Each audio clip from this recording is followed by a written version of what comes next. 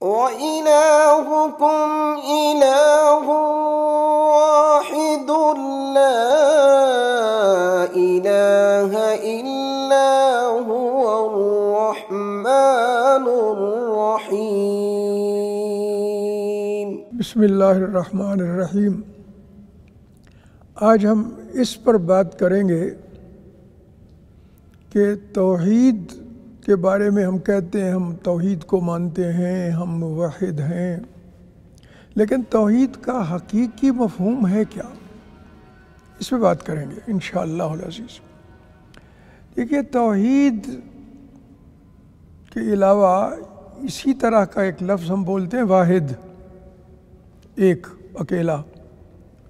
تو توحید کا مطلب ہے کہ اللہ تبارک و تعالیٰ کو اپنی ذات میں، اپنی جو خصوصی صفات ہیں اس میں اکیلا ماننا، ایک ماننا۔ توحید کا مطلب یہ ہے۔ توحید کا مطلب یہ نہیں ہے کہ زبان سے ہم کہہ دیں کہ ہم اللہ کو ایک مانتے ہیں۔ یہ تو مشرکین مکہ بھی کہتے تھے کہ وہ ایک ہے،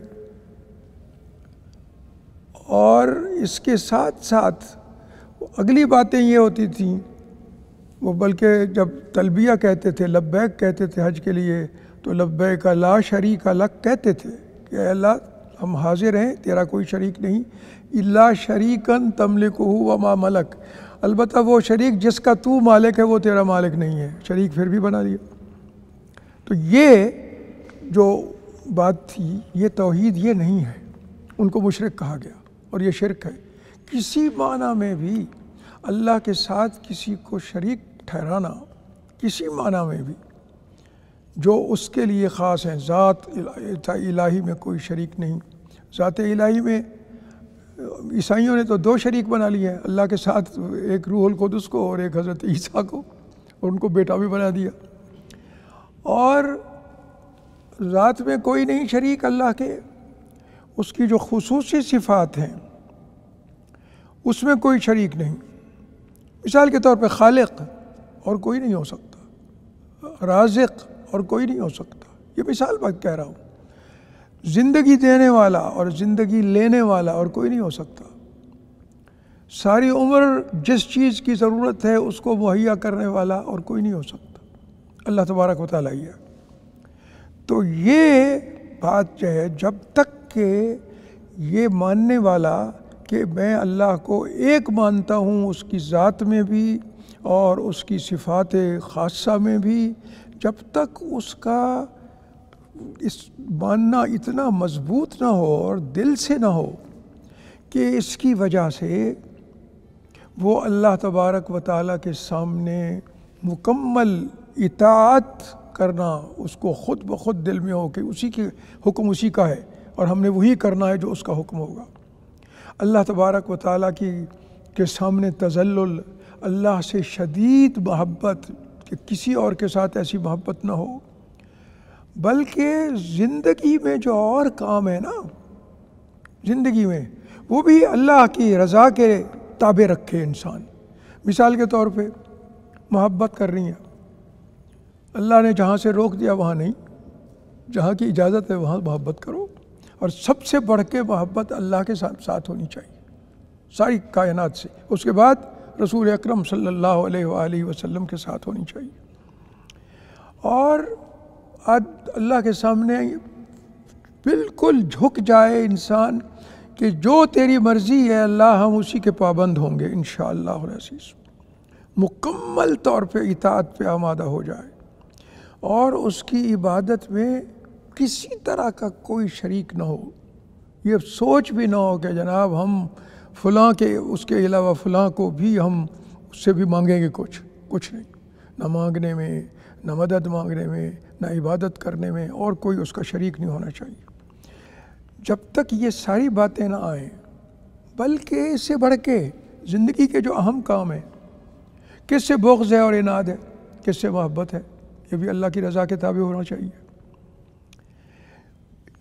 یہ باتیں اگر آ گئیں، زندگی پوری جو ہے وہ اس توحید کے مطابق ڈھل گئی، ہر چیز میں اللہ کی مرضی اور اس کی رضا کو مقدم سمجھنا شروع ہو گیا انسان عملاً، صرف کہنے سے نہیں، عملاً، تو اس وقت کہا جا سکتا ہے کہ یہ توحید ہے اس کے پاس، یہ موحد ہے۔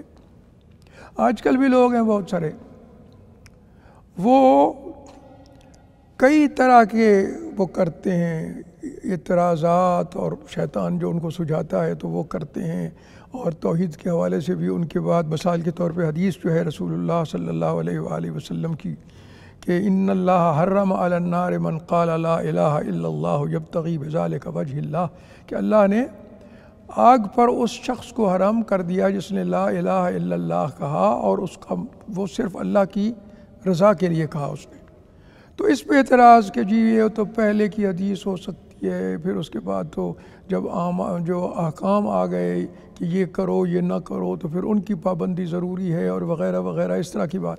حالانکہ جب اس میں اللہ کے رسول نے ساتھ کہہ دیا یبتغی بہ وجہ اللہ، وہ اللہ کی رضا چاہتا ہو، اور اللہ کی رضا کس میں ہے؟ اس کے سارے دین کو ماننے میں۔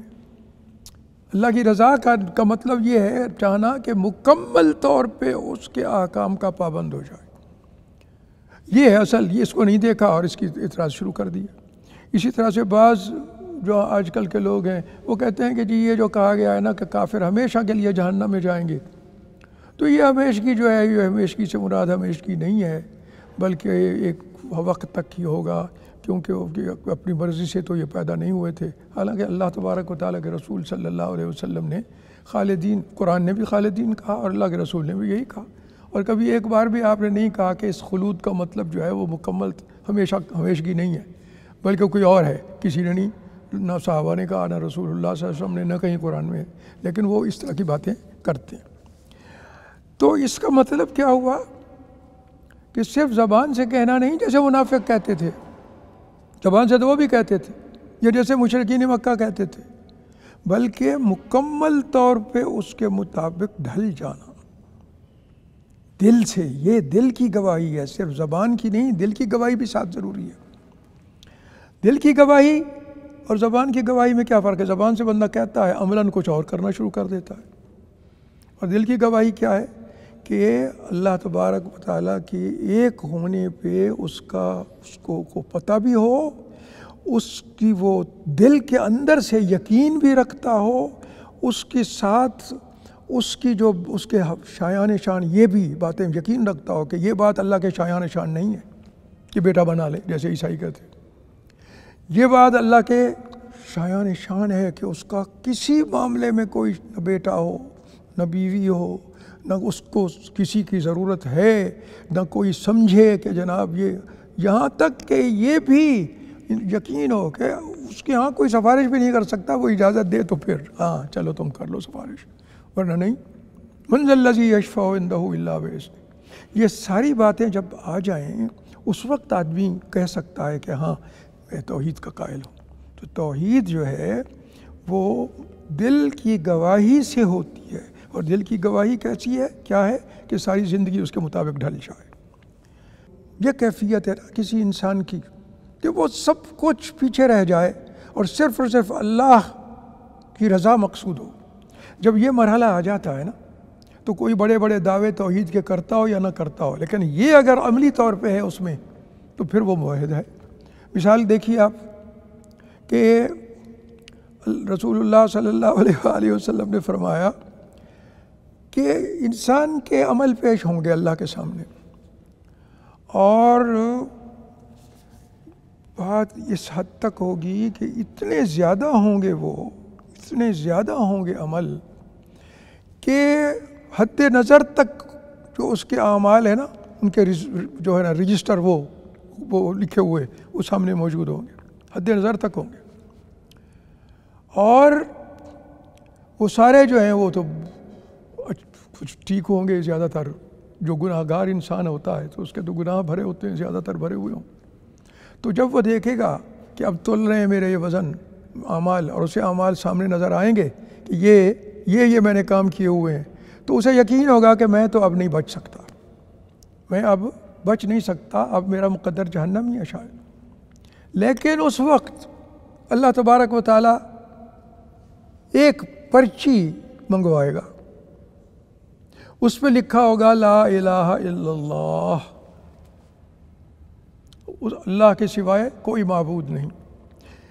اس کا اقرار اس نے دل سے کیا تھا، تو وہ پرچی جب رکھی جائے گی تو وہ ایک جو لا الہ الا اللہ دل سے کہا ہوا ہے اور زندگی کو اس کا یقین ہے کہ میں نے زندگی اس کے مطابق گزارنی چاہیے مجھے، تو وہ سارے کے سارے وہ جو اس کے برے اعمال ہوں گے وہ سارے کم وزن ہو جائے گا، اور اس ایک بات کا، اس ایک پرچی کا جس میں لا الہ ہے اس کے لا الہ الا اللہ کی بات ہوگی، لکھی ہوئی ہے، لکھا ہوا ہے جو اس نے کہا ہے، تو یہ وزن زیادہ ہو جائے گا اور وہ بچ جائے گا انشاءاللہ العزیز۔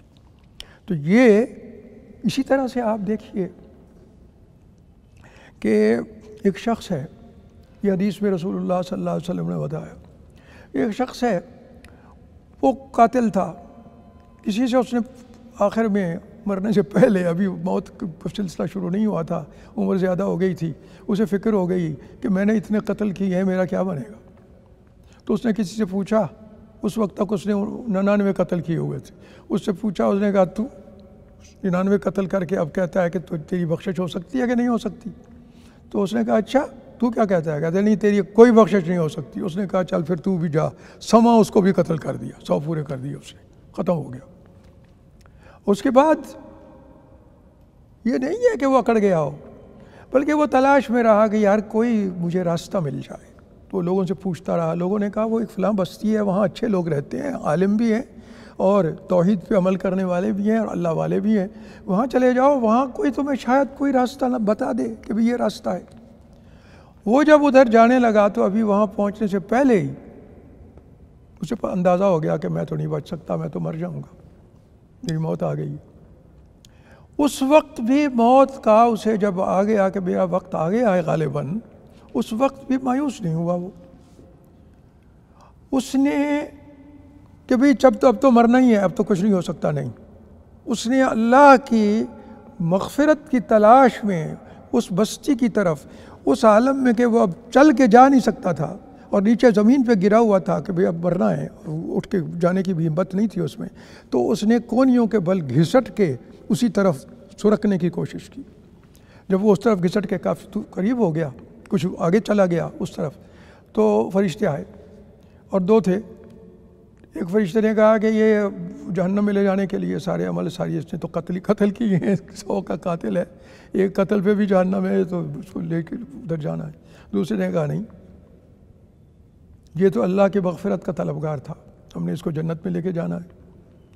اب اللہ کی طرف رجوع ہوا، کیا کیا جائے؟ تو اللہ تبارک و تعالیٰ نے حکم دیا کہ اس معاف لو، اگر تو یہ اس بستی کے زیادہ قریب ہے اور کوشش اس نے کی ہے اور اللہ کی مغفرت کا طلبگار ہے، تو اس طلب جو ہے نا اللہ کی اور اس پہ اعتماد یقین کہ وہ سب کچھ کر سکتا ہے، 100 کے قاتلوں کو بھی چاہے تو بخش سکتا ہے، تقدیر تو اسی کے ہاتھ میں ہے، تو اگر اس کو ماپ کے دیکھو، جب ماپا گیا تو جتنا وہ کونیوں کے بل گھسٹا تھا اتنا اس بستی کے قریب تھا، وہی فرشتوں کو حکم ہوا جو جنت میں لے جانے والے تھے، اس کو لے جاؤ۔ تو میرا مقصد یہ ہوا کہ یقین کامل تھا اس کا، یہ دل کی گواہی تھی، یہ یقین کامل تھا۔ اسی طرح سے اس عورت کے بارے میں دیکھیے کہ وہ ساری عمر بدکاری میں مبتلا رہی، پانی پینے کہیں گئی، دیکھا وہاں باہر ایک کتا سسک رہا ہے پیاس سے، اور اس کو برداشت نہیں ہوا، اللہ کی مخلوق تھی، اس کتے سے تو اسے کچھ نہیں مل سکتا تھا نا، شکر کے 2 لفظ بھی نہیں مل سکتے تھے اس سے، لیکن وہ گئی، اس کے پاس برتن نہیں تھا، اس کے پاس پانی لانے کے لیے اپنا جوتا اتارا، پھر نیچے اترنے کے لیے وہ پکڑ نہیں سکتی تھی، دانتوں میں دبایا، پھر نیچے جا کے اس جوتے میں پانی بھرا، پھر وہ دانتوں میں پکڑ کے اوپر لے آئی اور کتے کو پلا دیا۔ تو کتے نے کو شکریہ ادا کرنا تھا؟ نہیں، اس نے کس کے لیے کیا یہ؟ جس کی مخلوق تھی وہ کتا، اس کے لیے اس نے کیا، اور کوئی مقصد دنیا سے تو اسے دنیا میں تو کچھ ملنا نہیں تھا اس سے، یہ تو اللہ کی رضا۔ صرف اتنی سی بات کہ اس یقین کامل کے ساتھ کہ وہ ہے سب کچھ کرنے والا، میرا مقدر بھی اسی کے ہاتھ میں ہے، اور اسی کی رضا کو سامنے رکھ کے اس نے یہ کام کیا۔ اللہ نے کہا کہ اس کو سارے معاف، ساری زندگی کی بدکاریاں ختم، اس ایک جو توحید ہے اس کا ایک یہی عملی مظاہرہ کہ اس کو کسی اور کی دنیا میں کسی کی رضا مطلوب نہیں تھی، نہ مل سکتی تھی، نہ کوئی فائدہ ہونا تھا دنیا کا، صرف ایک ذات تھی، اسی کے لیے صرف اسی ایک وجہ سے ساری زندگی کی بدکاریاں اس کی ختم کر دی گئیں، جل گئیں اور جہنم کی بجائے جنت میں بھیج دیا گیا۔ تو یہ جو بات ہے اس سے ثابت ہوتا ہے کہ دل کی گواہی اصل شے ہے بھائی، اگر دل گواہی دے تو زندگی اس کے مطابق ڈھل جاتی ہے، یہ دل کی گواہی ہے۔ اور اگر دل پوری طرح اس پہ جمع ہوا نہیں ہے تو زندگی اور ہوتی ہے، اور زبان سے ایسے ہی توحید توحید کر رہا ہوتا ہے بندہ، تو اس کا کوئی فائدہ نہیں، اس لیے تو مشرک بھی کرتے تھے اور منافق بھی کرتے تھے۔ تو یہ جو ایک توحید سے جو کچھ انسان کو ملتا ہے، جو حاصل ہوتا ہے، جس چیز کو وہ جانتا ہے، جس کا یقین اس کو حاصل ہوتا ہے، یہ ایک بہت ہی بڑی فضیلت والی چیز ہے۔ یعنی توحید صرف یہ نہیں کہ اسے پتہ ہے کہ ایک ہے اللہ، نہیں، بلکہ عملی طور پہ اللہ سے محبت ساری دنیا سے بڑھ کے اس کو ہے۔ زندگی بھر میں جتنے کام اس نے کرنے ہیں اس میں اللہ کی رضا کو سامنے رکھنا ہے، اور ہر اس کام سے بچنے کی کوشش کرنی ہے جو اللہ کو پسند نہیں ہے۔ جب یہ کیفیت عملاً اس کی آ گئی، اس کی زندگی اس کے مطابق ہو گئی، اب یہ موحد ہے، اب اس کو ہم توحید کہہ سکتے ہیں۔ تو آپ یہ دیکھیے کہ اس اعتبار سے کہ توحید سے جو کچھ اس نے جانا اور جو سیکھا اور جو اس نے زندگی میں حاصل کیا، زندگی گزارنے کا جو طریقہ اس کے پاس آیا، اس کی وجہ سے اس کو کیا مل گیا؟ اب وہ اللہ پہ سے محبت کرنے والا ہے۔ یہ بھی جہنم سے بچانے کے لیے بہت بڑا عمل ہے، اگر ساری دنیا سے بڑھ کے اللہ سے محبت ہو۔ اللہ سے ڈرنے والا ہے، یہ بھی جنت پہ لے جانے والا عمل ہے۔ اللہ کی رضا کو سامنے رکھنے والا ہے، یہ بھی جنت میں لے جانے والا عمل ہے۔ اپنی زندگی کے ہر کام میں وہ اسی طرح کو کہتا ہے۔ تو اللہ تبارک و تعالیٰ یہ جو اس کو عطا کرتا ہے دل سے گواہی دینے کی وجہ سے، اس کی وجہ سے اس کی زندگی ہی اور ہو جاتی ہے۔ اب وہ اگر اللہ تبارک وہ کوئی اسے بڑی سے بڑی مصیبت آئے اس کی پرواہ نہیں کرتا، کیوں؟ وہ کہتا ہے میرے اللہ نے کہا صبر کرو۔ اور بڑی سے بڑی نعمت مل جائے تو اکڑتا نہیں ہے، کیوں؟ کہ یہ اس نے دی ہے اور اس نے کہا شکر ادا کرو۔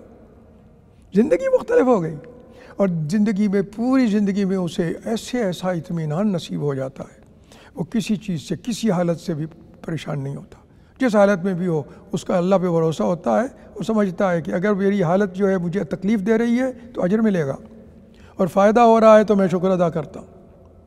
ساری زندگی میں اس کو یہ اطمینان، اب وہ کسی کی غلامی کے لیے کی کوئی ضرورت نہیں اس کو، کہ فلاں بندے کی غلامی کر لے، فلاں کی مرضی مان لے، فلاں کا خیال رکھ لے، وغیرہ وغیرہ، کسی کی پرواہ نہیں کرتا۔ حضرت ابراہیم علیہ السلام ساری دنیا کی جو اسباب تھے وہ نمرود کے پاس تھے۔ وہ چاہتا جس کو، اس نے کہا بھی صحیح کہ دیکھو جی جس کو میں کہوں گا اس کو مار دیا جائے گا، جس کو میں کہوں گا چھوڑ دو، وہ چاہے قاتل تھا میں نے چھوڑ دیا اس کو۔ حضرت ابراہیم علیہ السلام نے اس ساری طاقت کا مظاہرہ نمرود نے کر لیا نا، ابراہیم علیہ السلام نے اسے ایک ذرے کے برابر بھی وقت نہیں دی۔ پتہ تھا کہ ظاہری اسباب سارے اسی کے پاس ہیں، یہ چاہے تو مجھے، اس نے کہا بھی صحیح اٹھاؤ اور آگ میں پھینک دو اس کو۔ اس نے سوچا کہ اب ڈر جائیں گے ابراہیم علیہ السلام۔ حضرت ابراہیم نے کہا مجھے آگ میں جانا بھی منظور ہے، وہ ایک ہے، اور تو مجھے آگ میں ڈال دے، وہ چاہے گا تو آگ کے بغیر بھی میں ختم ہو سکتا ہوں، اور تو آگ میں چاہے ڈال دے، وہ نہیں چاہے گا تو کچھ نہیں بگڑے گا میرا۔ یہ ہے توحید عملاً، یہ دل کی گواہی ہے، یہ ہے توحید کا اثر۔ اور نتیجہ کیا ہوا کہ اللہ فرماتا ہے ہم نے آگ کو کہا نہیں جلانا، اسی کی مخلوق ہے، اس کے حکم سے۔ یاد رکھیے جس کو آپ سمجھتے ہیں نا یہ یقینی معاملہ ہے، وہ بھی اس کے حکم کا پابند ہے۔ آگ جلاتی ہے یقیناً، لیکن اس کا حکم نہیں ہوتا تو نہیں جلاتی۔ تو یہ اللہ تبارک و تعالیٰ کے خلیل حضرت ابراہیم علیہ السلام نے یہ مظاہرہ کیا عملاً موحد ہونے کا، اور اللہ نے آگ پہ حکم آگ کو دے دیا کہ نہیں، اور حضرت ابراہیم علیہ السلام بالکل صحیح سلامت اس میں سے آ گئے باہر۔ اور یہ سارے دنیا اور دیکھنے والے وہاں نمرود سمیت سب کے سامنے ثابت ہو گیا کہ اصل کون ہے، اصل ایک ذات ہے بس. جو بھی دوسرا خدائی کا دعوے دار ہے جیسے نمرود تھا، وہ سب جھوٹ ہے، کوئی حیثیت نہیں ہے ان کی. وہ تو کسی کی یقینی ذریعہ اپنے خیال میں استعمال کر کے بھی وہ کسی کی کوئی مدد، کسی کی جان نہیں لے سکتے اور نہ کسی کی مدد کر سکتے ہیں. یہ ایک بہت ہی، اس اعتبار سے بھی یہ بہت زبردست چیز ہے. اور اس کے فائدے جو ہیں نا جناب، یہ آپ دیکھیے توحید کے فائدے کیا ہیں کہ اللہ تبارک و تعالیٰ اطمینان قلب نصیب کرتا ہے، کسی کا احتیاج نہیں رہتی، کسی کی غلامی کی ضرورت نہیں رہتی. اور یہ اس اعتبار سے بھی اہم ہے کہ تمام انبیاء اسی کے لیے آئے ہیں. حضرت ابراہیم نے کہا تھا نا کہ اللہ مجھے اور میرے بچوں کو بچا لے تو اس بات سے کہ وہ بت پرستی کریں، کیونکہ جو بت پرستی کر گیا وہ تباہ ہو گیا. اللہ کے رسول صلی اللہ علیہ وسلم کو کہا گیا واتبع ملت ابراہیم حنیفا، آپ نے بھی وہ جو یکسو ابراہیم تھے آپ نے انہی کی ملت کے پیچھے چلنا ہے، انہی کی اتباع کرنی ہے. اور رسول اللہ صلی اللہ علیہ وسلم حضرت ابراہیم کی طرح موحد تھے، بلکہ آپ نے زندگی میں اتنی زیادہ زور دیا توحید پہ، اور توحید کے خلاف جو باتیں لوگ کرتے تھے ان تمام کا ابطال فرمایا. اور توحید کی وجہ سے کامیابیاں ملتی ہیں انسان کو، چاہے وہ مکمل طور پہ کمزور نظر آتا ہو، اس کو ثابت کر کے دکھایا اپنی زندگی میں رسول اللہ صلی اللہ علیہ وآلہ وسلم نے. تو یہ جو بات تھی توحید کی، یہ تمام کے تمام پیغمبروں کا مشن ہے، اس لیے بھی اہم ہے. اور اس کے بعد یہ فائدے ہیں توحید کے. آدمی حیران رہ جاتا ہے کہ انسان برے عمل کر کے آئے، لیکن اگر توحید پوری ہے تو سارے برے عمل نیچے ہو جاتے ہیں وزن میں، اور توحید ایک اوپر ہو جاتی ہے. اگر انسان توحید کے بغیر آئے تو ساری زندگی اچھے عمل کیے ہوں، کسی ایک کا بھی اجر نہیں ملے گا، کیونکہ توحید کے ساتھ وابستہ ہے. اس ایک بنتا ہے اس کو عملاً دل کی گواہی سے اور عملی طور پہ زندگی میں، تو اسی کی ہی نیکیوں کا اس کو اجر ملتا ہے، ورنہ کسی کو کوئی شے نہیں ملتی ہے. اور اسی طرح سے یہ بھی آپ دیکھ لیجئے کہ اللہ نے یہ بھی کہہ دیا کہ ہم نے جو ہے نا اے رسول اکرم صلی اللہ علیہ وسلم، ہم نے آپ کو کذالک اوحینا الیک روحا من امرنا، ہم نے آپ کی طرف جو بھیجا ہے وہ ہمارے حکم سے، وہ روح ہے کائنات کی. اگر وہ ہے تو زندگی موجود ہے، اگر وہ نہیں ہے تو بظاہر انسان جو زندہ ہے وہ بھی مردہ ہی ہے، کوئی حیثیت نہیں. کیونکہ مردے کا کیا ہوتا ہے، کافر کا زبان سے کچھ کہتا رہتا ہے لیکن اللہ کا حکم ماننے پہ تیار نہیں ہوتا. اس سے بڑی موت کون سی ہے انسان کی، اور اس سے بڑا بہرا پن کون سا ہے. اور زندہ کون ہے، مومن، کہ سارے اسباب اس کے خلاف جا رہے ہیں لیکن اسے اللہ پہ اتنا یقین ہے کہ وہ اسی پہ عمل کرتا ہے جو اللہ کا حکم ہو اور کامیاب رہتا ہے. اللہ تبارک و تعالی ہمیں زندہ بنائے، موحد بنائے، اللہ سے محبت کرنے والا بنائے، اللہ پہ مکمل بھروسہ کرنے والا بنائے، اللہ کی مکمل اطاعت کرنے والا بنائے، اللہ کی مرضی کے مطابق زندگی گزارنے والا بنائے، اللہ تبارک و تعالیٰ پہ مکمل توکل کرنے والا بنائے. اللہ نے یہ بنا دیا. اگر آپ بن گئے تو آپ سمجھ لیجئے کہ آپ نے دنیا کی عظیم ترین کامیابی حاصل کر لی. اللہ تبارک و تعالی ہمیں اسی کی توفیق عطا فرمائے، ہمیں موحد بنا دے، اور شرک کا شائبہ تک بھی ہماری زندگی میں نہ ہو. اور شرک یہی ہے کہ اس معاملے میں عملی طور پہ ہماری زندگی اس کے مطابق نہ گزر رہی ہو. اللہ تبارک و تعالی ہمیں سے بچائے. وآخر دعوانا الحمدللہ رب العالمین. وَإِلَٰهُكُمْ إِلَٰهٌ وَاحِدٌ لَا